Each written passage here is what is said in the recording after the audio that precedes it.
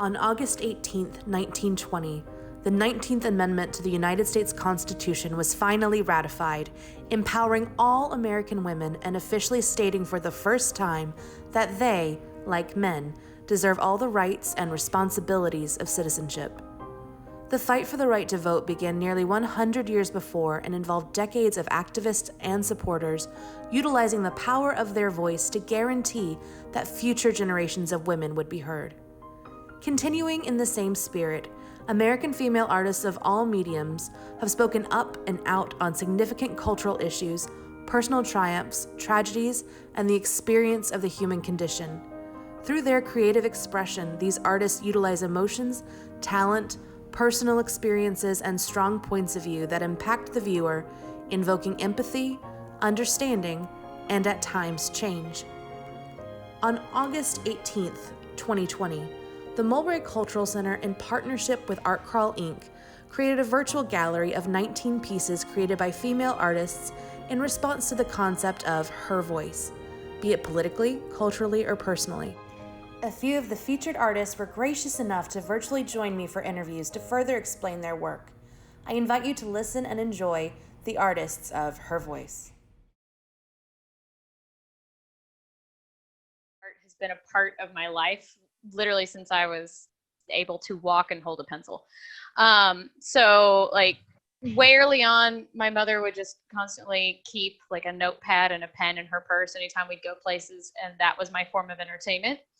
And so I was constantly drawing as a kid and took all of the art classes I could as a kid and just followed it all the way through college. And then as I graduated college, I knew I wanted to do something art related, but I had no idea what. So pretty much I tried a bunch of different things. I was an art teacher for a few years. I did a lot of volunteer work for a nonprofit academy, doing kind of sets and costume pieces and props for their annual shows.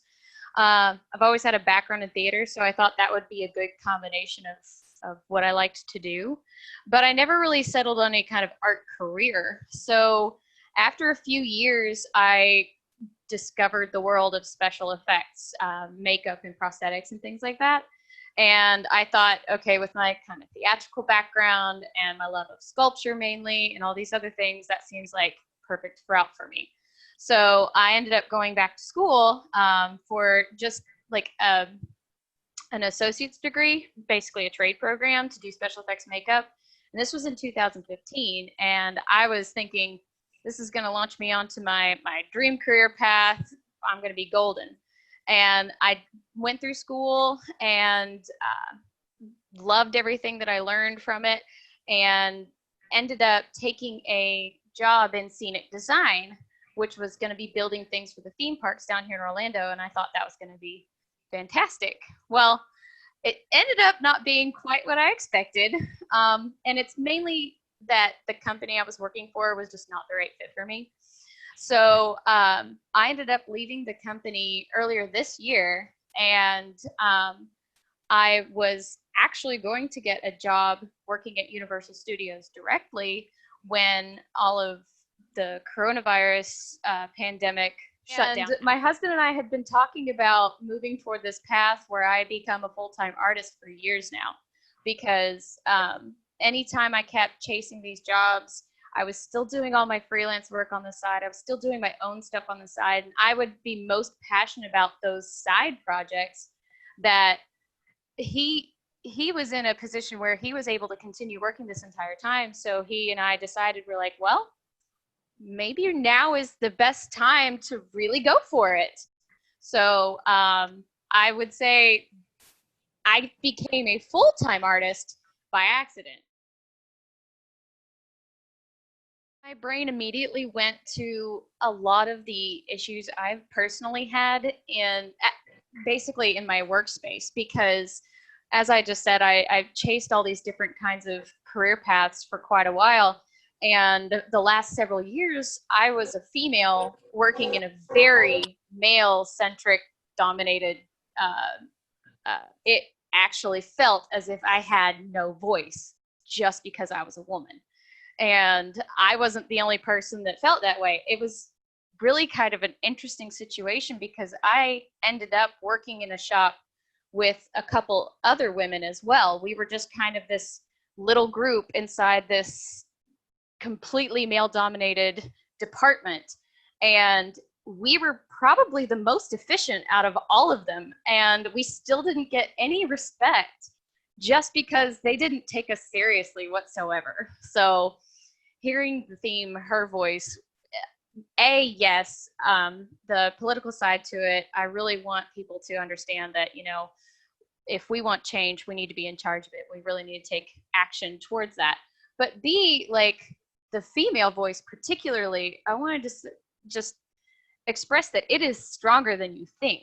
And, you know, women have a lot of power as long as they just let it show, because we have been subdued in so many different areas over, you know, the complete lifespan of this country pretty much. And we're still afraid to take those risks and afraid to step out on that ledge because of the criticism that we get just for taking that same step that a man would take. So I'm a mixed media artist, and that actually stems a whole lot from my background in sculpture, and especially like when I was doing special effects and everything like that. I'm a tactile person, and I transitioned for a really long time, almost completely away from doing anything 2D. I wasn't drawing or sketching or anything for a while, and I was doing almost all sculpting or fabricating for a bit. So I've recently been returning and regrowing those skills again over this last year. And so one of the things that kind of was important to me when I sat down and started working on this piece, I had looked through a lot of references and found the one that spoke to me most because I had a vision for it. And so as I sat down and started drawing this woman, I realized that every little stroke that I was making, like I was 100% focused on just the feel of actually making this piece come together. Like it really took a very long time because a lot of times with techniques for artists, especially when you're doing some, you know, realism or semi-realism, you know, it's best to get those soft blends, to get those smooth transitions that give you more of that three-dimensional look. And I didn't want to just color in a little bit and blend it out and, you know, call it a day. I wanted every little bit of the work that I was putting into it, the layers and layers and layers, to get those darker values to show. So it was kind of difficult because working with graphite, I had to make sure that my hand didn't accidentally rest on it because it would smudge it, and I would, you know, start smearing the strokes, and then I'd have to go back and like very lightly dab it back to where I could put the strokes back if I messed it up. So it really was it was time consuming, but I like that kind of tedium a lot of times because it really makes me feel connected to what I'm doing. So yeah, it was the process was definitely important to me because I knew the color was going to be a part of it, and that was its its own panic attack on its own, because I knew that once I did all this work, if that red paint didn't work out, that was it. I was going to have whatever I needed to do with it from there on out. It was going to be its own thing. So I had to take my own risks and definitely put myself out there as either this works or it doesn't. And, you know, just feel it from start to finish. Red tape, the idiom actually stems from literal red tape, like bureaucratic documents centuries ago used to be wrapped and bound in red string so that they would keep separate from everything else. But over the years, since that physical representation is no longer really used, it is now taken on a figurative representation, and that is always just kind of the excessiveness or the unnecessary steps and measures that people take to just make it difficult for, you know, the general public to initiate change or get something done. And basically I figured that, you know, encompasses exactly what this is about. Women, for one, had to step out there and fight and take measures and follow through everything that they could to get change to happen. But it's always something that people, you know, go through. It's the paperwork, it's the steps, it's the hierarchy, the chain of command, all these things that get put in their way, and it's like hurdles. They have to jump one over the other after the other. But basically, perseverance gets us through to the very end, and we're not blind to the system making it difficult for us, because they're trying to make it difficult so that we give up and we go home. But we're not. We're like, I see you, which is one reason why I wanted it very clear that she could see through the red portion. But it's like, we see you, we know what you're doing, we're gonna keep fighting anyway. I'm going to say what I really, really wish somebody would have said to me when I was growing up and becoming an artist, is that do not be afraid to fail, because failure is part of the process. Failure is actually very important, because that's where you discover what works for you and what doesn't work for you. And it really helps you discover where your passions lie as well. Because if you're passionate about art, you know, maybe you are working your absolute hardest about being this oil painter because you think that is what art is. But oil paint is not at all what you're meant to do. Maybe you're meant to do, you know, sculpture or something like that, or watercolors, and you're trying to fit yourself into this little bitty box, but that doesn't necessarily mean that that's going to make you an artist.